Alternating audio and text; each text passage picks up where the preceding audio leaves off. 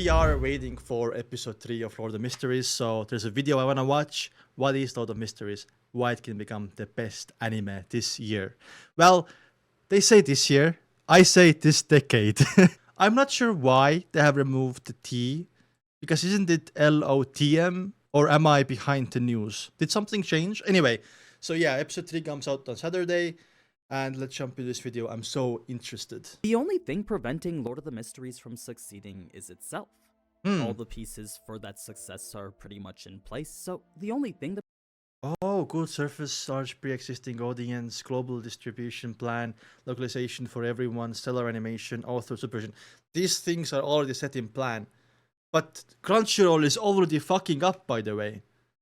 Also, who else is effing up? Tencent kinda literally is fucking up because of people were saying pacing was too fast. So I guess maybe he's talking about that. the producers need to do now is fit them all together properly. Yeah. Like, before I was a bit concerned exclusivity would hinder its popularity, but now that it's confirmed to be streaming across multiple platforms. Well, the dubs are not out yet. That's another thing they're fucking up. They are messing up a lot right now after the first 2 episodes have been out. There's no dubs, and also Crunchyroll is subtitling it wrong. Platforms worldwide, there should be no excuse as to why it won't pop off. It's even getting a simulcast in 7 different languages, so if you're one of those people planning not to watch it due to the language barrier, soon now maybe you can enjoy it however you want. So, what then is the thing is, Lord of Mysteries dubs are going to come out soon. They are going to come out soon, but it might kill the momentum. They have to come out now, because right now the LOTM community has a lot of momentum with the first 2 episodes released and they were peak, right? But the problem is we are already seeing signs of, they're doing stuff wrong. Oh, Mysteries? Well, if you haven't watched the video I made earlier on it, I didn't. it's a dark steampunk fantasy brilliantly crafted in a way that includes elements you don't typically get to see in an isekai. There's the base setting of a Victorian era world layered with hidden mystical societies, a protagonist who stumbles into it and the dangerous supernatural hierarchy defining its power structure, a touch of cosmic horror adding flavors of dragon threats of the existential kind, then world-spanning conspiracies adding to the whole mystery of it. To get deeper than we did before though, let's start things off again with Klein. Klein is the person our protagonist reincarnates into, immediately after the original Klein. Reincarnates or transmigrates? I think transmigrates is a better word, right, for it? Just shot himself in the face. We don't know how or why he ended up as Klein, but what he quickly finds out is that this new world is... We do know why, kinda. We do know because of the shippies I watched earlier. But what made him transmigrate in this world into Klein's body, we don't know. And there's so much mystery behind it, and I can't wait to find out. I remember in the first 2 episodes, there's a reason why there's someone writing in the background. Someone is writing the script for Klein. Someone is writing the script for Klein. And I think that thing, entity, person, or god is behind Klein's transmigration. It's far different from his old one. The industrial age Victorian era setting already sets it apart, but beyond that is a world of secret organizations, ancient churches, and even eldritch-like deities. So, where Klein is the person driving the narrative forward, the surrounding religious, political, and mystical conflicts create a world of depth unlike any other. No. What truly sets Lord of the Mysteries apart, though, is its meticulously crafted magic system depicting one of the best I've seen in any piece of fantasy. Yeah. It's a system Klein naturally becomes entangled into, centering around a supernatural framework known as the Beyonder Pathways. Within this... So cool, by the way. So cool. 22 pathways is a lot, and it has 9 sequences. There's so much stuff to explore. I think Lord of the Mysteries is gonna succeed really well because of its awesome pathway power system and its storytelling, and also the good animation and everything like that. It's just, the cherry on top of it. This is 22 distinct routes of power, each with their own unique abilities, philosophies, and lingering threats of madness. I'll get deeper into what that means in just a second, but for now it's best to visualize these paths as a ladder. Each ladder Mhm. has 9 steps, Yep. and every step one takes while on it brings them closer to godhood.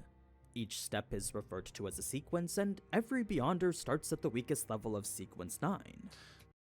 So, if you make a sequence 3 potion and you are a civilian, you can't drink that potion, right? You have to drink sequence 9 potion, then sequence 8, then sequence 7, gradually climbing the ladder. You cannot just jump on the ladder. It's from there they strive to ascend to sequence 1, a level at which powers border even the divine. Ooh, Now, border the these powers divine. aren't gained by simply learning spells or becoming more proficient with them. They're acquired via a highly dangerous ritual system. You see, in order to advance from one sequence to the next, a Beyonder must first consume a special potion that aligns with their pathway. Yeah.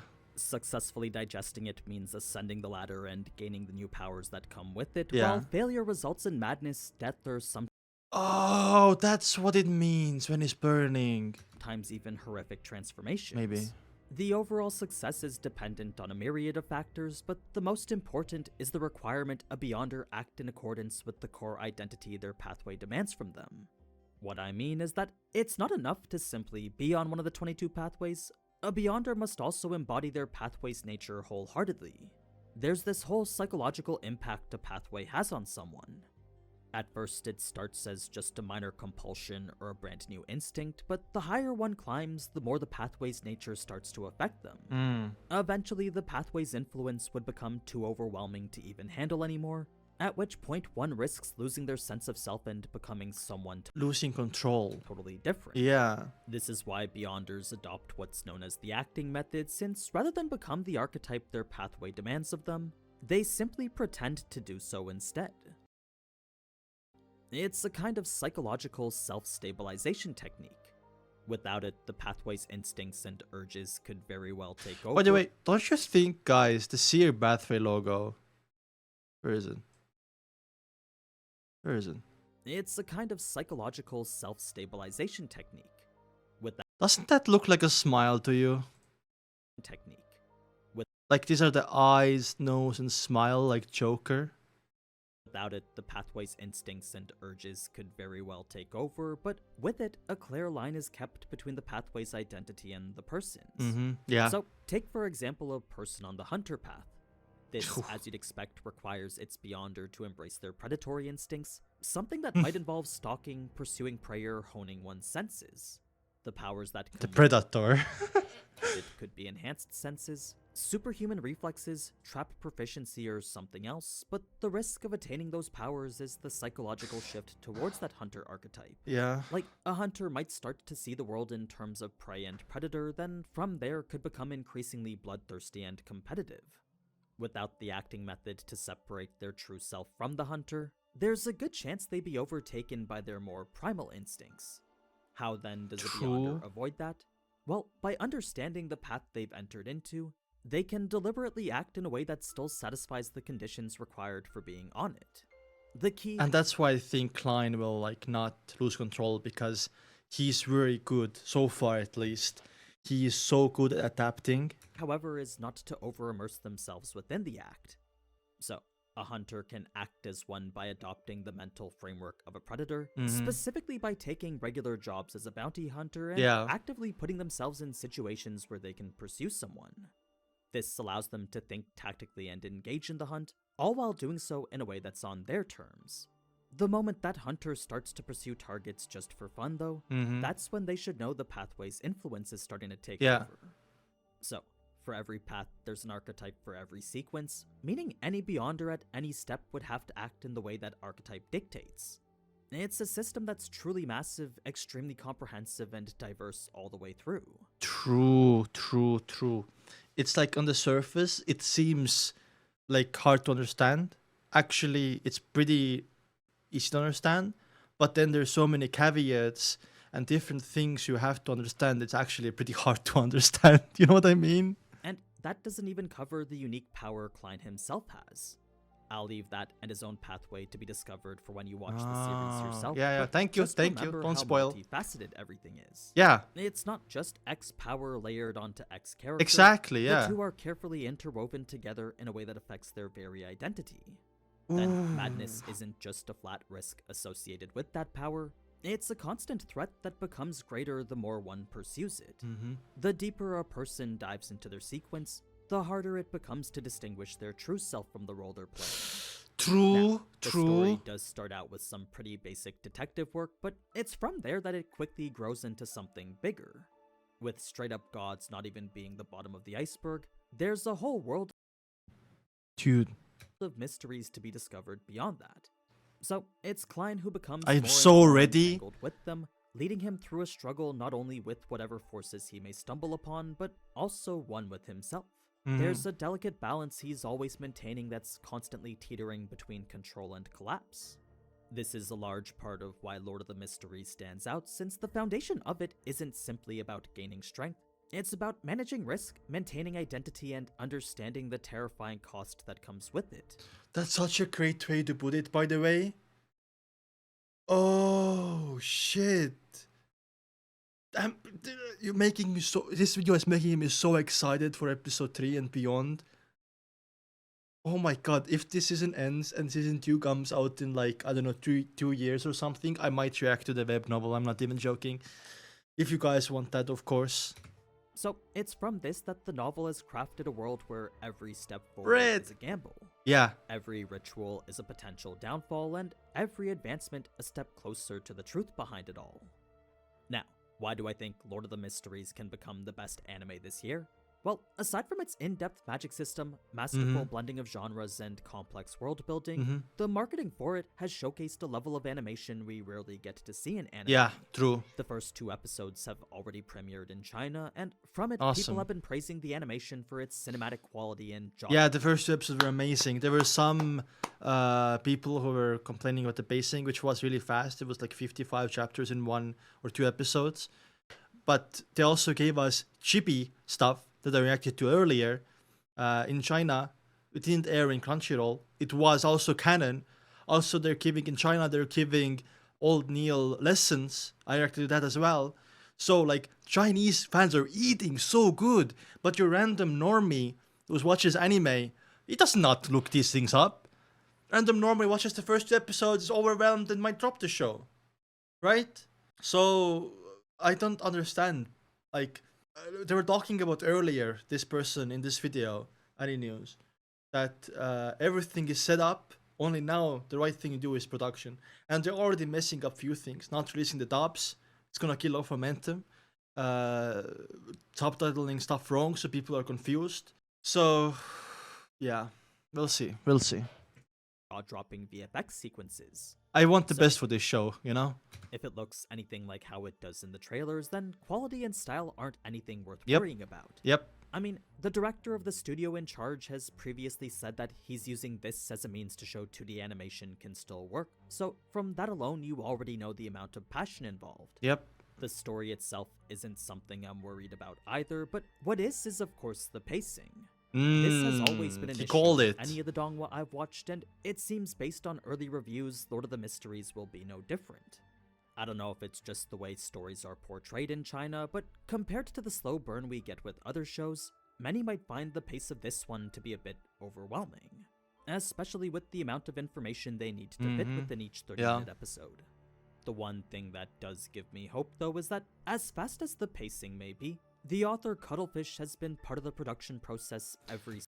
The author being a part of the production of the anime, or the donghua, sorry. And I think that's one of the best things that has ever happened to any show that can happen.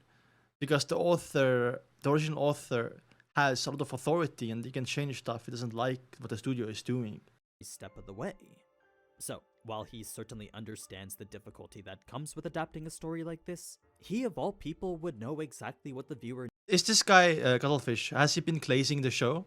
If he's glazing the show, that means, they're gonna fix the pacing, which I heard they will too. But, like, it wasn't really, it was fast, but if you have all the shippy stuff, you watch extra content, and you get a lot of more context for the show as well, which I did. But like I said, a random anime fan who opens Crunchyroll is not gonna do that. Needs to see in order to understand his story best. That's why I'm not overly concerned with the pacing. I'm sure it might be a bit jarring at first, but over time I'm hoping it can immerse me the same way all the other anime I watch does. Plus, if there's anything you don't understand, Just hop over here after the episode and I'll have Oh, a I video did. most likely explaining everything. Ah, good. But anyway, with an amazing story, a massive pre-existing audience, a global distribution plan, localization for everyone, stellar animation, author's supervision, the backing of Tencent and multiple seasons already in the works, there's no reason for Lord of the Mysteries not to become one of the most popular anime. I hope it does. I truly hope it manages to pop off, since the success of a Anime of competitor the like year, this come on. might fuel higher quality anime in the future. In any case, if you're a fan of isekai, complex power systems, well-written narratives, or just good shows in general, I highly recommend checking out at least episode 1. Episode 3, when Even is if you it just coming? watch shows for the sakuga, this is sure to have plenty of it. So, when episode 1 airs on June 28th, be sure to come back here and let me know what you thought about it. I'll have the first cut content video out on July 3rd, after which will be more weekly videos for each episode after. Damn, If this you're guy's still on farming fence, though, too. let us know down in the comments, and I'm sure one of the many Lord of the Mysteries fans can help persuade That's you cool. otherwise. But anyway, until next time, Bye bye. ciao. Does he say ciao? Nice. Hey, 100 rupee. Wait, what is this? Ah! That scared me. Was it a spoiler? That was Audrey. Yeah, this was a great video by Any News. I did say what I want to say during this video as well, that it's gonna succeed. But there are some obstacles that we have with Crunchyroll, and your voice also matters a lot, right? So if you complain to Crunchyroll or some stuff like that, they might listen and they might, you know, change stuff for the better. So, you know, if you can, please reach out to Crunchyroll and tell them, fix your shit. But yeah, this was an awesome video. And we got a little bit more information about stuff as well. And Cuttlefish himself, the author, is working with anime. I did not actually know that. Which means it's a blessing for every show, basically. If the author works together with the show, there's a very high chance that the anime or donghua or whatever, manhwa, is gonna be peak. Because the authors are gonna change stuff they don't like. The authors help studios to avoid mistakes. And there have been some shows ruined by studios' decisions, right? I'm right now also reacting to Berserk manga, which, you know, I do like once a week. And I know that their anime was ruined because of the studios. Anyway, you trust Cuttlefish? Yeah, I trust Cuttlefish too. Yeah. Thank you so much for watching the video. And we wait for episode 3 now.